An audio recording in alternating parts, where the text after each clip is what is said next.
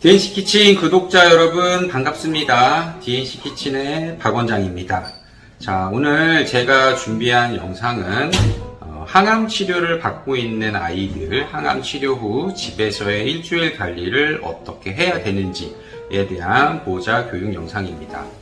우선 항암 치료를 결정하고 치료를 시작하게 된 용기와 노력에 정말 박수를 드리고 싶고요. 힘내라는 말씀을 드리고 싶습니다.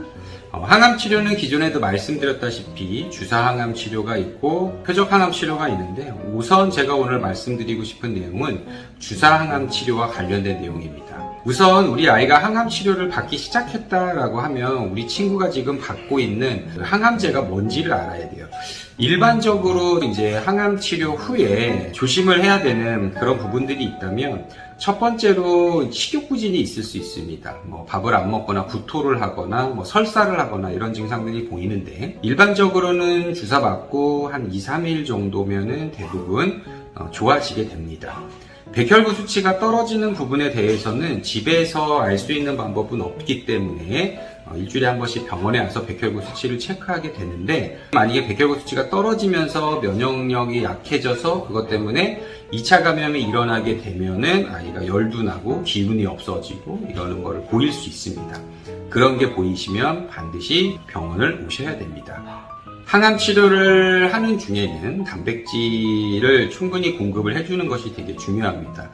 왜냐하면 단백질이나 비타민 이런 것들이 면역력과 관련이 되는 부분이기 때문에 그런 부분에 대한 보충을 충분히 해주시는 게 중요할 것 같고요. 다른 동거견이 있다거나 동거묘가 있다거나 그럴 경우에는 그 아이의 어떤 배설물, 침이 될 수도 있고요, 오줌이 될 수도 있고요, 변이 될 수도 있고요. 이런 부분들을 서로 접촉하지 않도록 조금 그런 부분에 주의를 해주셔야 되고, 우리 보호자분들도 그런 아이들의 배설물을 치우실 때는 맨손으로 만지지 마시고 가급적 장갑을 끼고 만지시고, 만약에 아이가 오줌을 사람들이 사용하는 화장실에서 본다고 하면은 그거보다는 이렇게 배변 패드에 아이가 오줌을 싸서 그 배변 패드는 따로 봉지에 담아서 버리는 그런 식으로 해서 관리를 해주시는 게 좋습니다. 인이에서는 항암제가 배설물로 며칠 동안이나 나오는지에 대한 이런 연구들이 이루어져 있는데, 반려동물 쪽에서는 아직 그런 부분에 대한 연구가 미흡한 실정이고, 실은 제가 박사 때 이 부분 관련해서 좀 논문을 써보려고 했었는데, 일단 그런 거를 다 하려면 이것도 연구비가 있어야 되는데 제가 연구비를 못 따가지고 그 부분 관련된 실험을 실은 하지를 못했던 기억이 있네요. 그리고 제가 아까 서두에 말씀드렸다시피 항암 치료를 하는 아이들은 어떤 항암제를 우리 아이가 맞고 있는지에 대해 사전적으로 어느 정도의 지식은 필요합니다. 보통 칼시노마라던가 살코마라던가 이런 종양들에서 실은 제일 널리 사용이 되는 두 가지 항암제를 꼽으라고 하면은 독소루비신과 그 다음에 카보플라틴입니다. 안전성 면에서는 카보플라틴이 제일 뛰어난 건 사실이에요. 이거는 주사를 맞다가 혹시 혈관 외로 항암제가 누출이 된다 하더라도 크게 문제가 되지 않고, 심지어 난소암이나 아니면 복강 내에 시딩된 종양 같은 경우에는 항암제를 복강 내에 직접 주입을 하는 방식으로도 사용이 될 수 있을 정도로 카보플라틴은 비교적 그래도 부작용이 적고 안전한 약이다라고 생각을 하시면 되지만, 그렇다고 부작용이 없는 건 아닙니다. 카보플라틴은 우선적으로 카보플라틴만이 가지고 있는 독성을 따지자면 이제 신장 독성이 있을 수 있는데, 이 카보플라틴의 전 모델이 시스플라틴인데, 시스플라틴의 신장 독성이 너무 크기 때문에 효과는 좋아요. 그렇기 때문에 그거가 다음 세대로 나온 게 카보플라틴이라고 생각을 하시면 되고, 그 항암제를 쓰기 전에 반드시 신장 기능에 대한 평가를 지속적으로 해줘야 되고, 근데 제가 실제로 사용해본 바로는 카보플라틴을 했을 때 신장 독성이 실제적으로 제가 체감을 하는 거는 거의 없는 것 같습니다. 그 다음으로 이제 많이 사용이 되는 항암제가 독소루비신입니다. 독소루비신이라고 하는 항암제는 림포마에서도 많이 사용이 되지만, 여러 가지 카시노마 아니면 육종, 살코마라고 하는데 이런 데서도 독소루비신이 많이 사용이 됩니다. 독소루비신의 효과는 괜찮은 편이에요. 괜찮은 편이지만 독소루비신만이 가지고 있는 독특한 부작용 중에 하나를 꼽으라면은, 주사 맞은 부위에서 만약 항암제의 누출이 조금이라도 일어났다고 하면은 그 피부에 괴사가 일어나게 됩니다.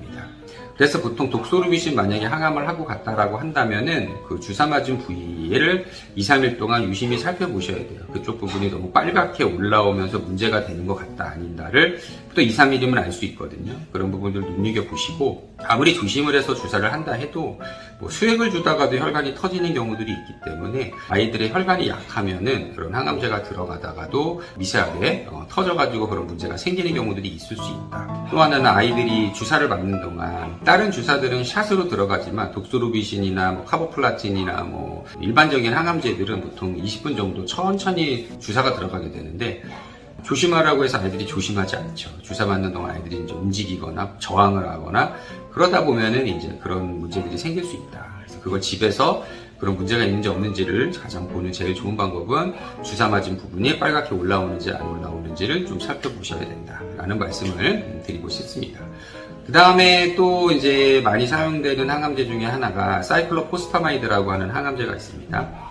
이게 림포마에서도 많이 쓰이고 뭐 육종이나 칼시노마에서도 독소루비신이랑 조합을 해서 사용하거나 아니면은 뭐 카보플라틴이랑 조합을 해서 사용하거나, 그러니까 이런 식으로 해서 사이클로포스파마이드가 많이 사용이 되는데, 이 사이클로포스파마이드만이 가지고 있는 독특한 부작용 중에 하나가 활성 방광염입니다. 방광염이 오는데 이게 감염에 의해서 오는 것이 아니고요. 사이클로포스파마이드의 이제 항암제로서의 역할을 다하고 나오는 부산물이 있잖아요.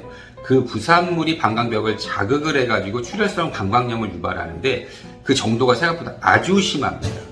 그래서 방광벽이 펴지지 않는 정도로 심각한 수준에 이르러 그것 때문에 아이가 결국 신부전이 와서 사망을 하는 경우들도 있어요. 그래서 이러한 것들을 그래도 조금 위험성을 많이 낮춰주기 위해서 해줘야 되는 것들은 이 주사를 맞기 전에 반드시 이뇨제를 맞아야 되고, 이 주사 맞고 나서 며칠 동안은 이뇨제를 복용을 해주는 게 중요합니다.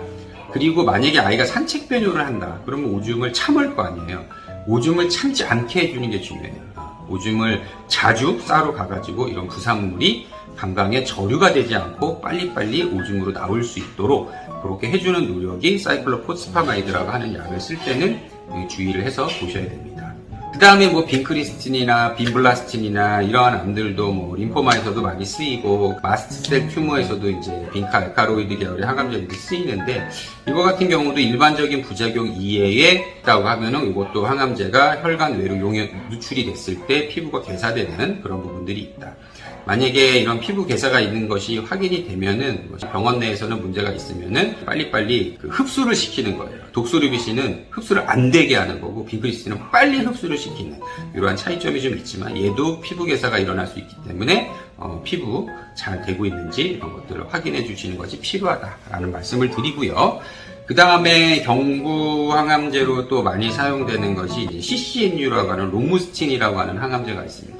마스트세투마에서도 많이 쓰이고 림포마에서도 많이 사용이 되고 뇌종양에서도 사용이 되고 이렇게 되는 건데, 요거 같은 경우에는 간독성의 특성이 있고 보통 3주 텀으로 돌리긴 하지만 아이들에 따라 이 골수 억압이 2번 오는 경우들이 있더라고요. 고양이 같은 경우는 더 늘어지기도 하고, 그래서 이 친구들 같은 경우에는 백혈구 수치가 떨어지는지에 대한 모니터링을 잘 해주시는 것이 중요하다, 이렇게 말씀을 드리고 싶습니다. 일단은 이렇게 해서 항암 치료를 하면서 주의해야 되는 점들이나 이런 부분들에 대한 내용을 말씀을 드렸고, 저도 진료를 보고 상담을 하고 하다 보면은 뭐 해줘야 되는 얘기들을 이제 너무 내용이 많다 보면 빠뜨리는 경우들도 있고 해서 이렇게 해서 이제 영상을 남겨놓게 되는 거고, 저희 보호자분들 뿐만 아니라 항암 치료를 하고 있는 보호자분들에게 도움이 될 수 있는 그런 영상이 되었으면 좋겠습니다. 안녕.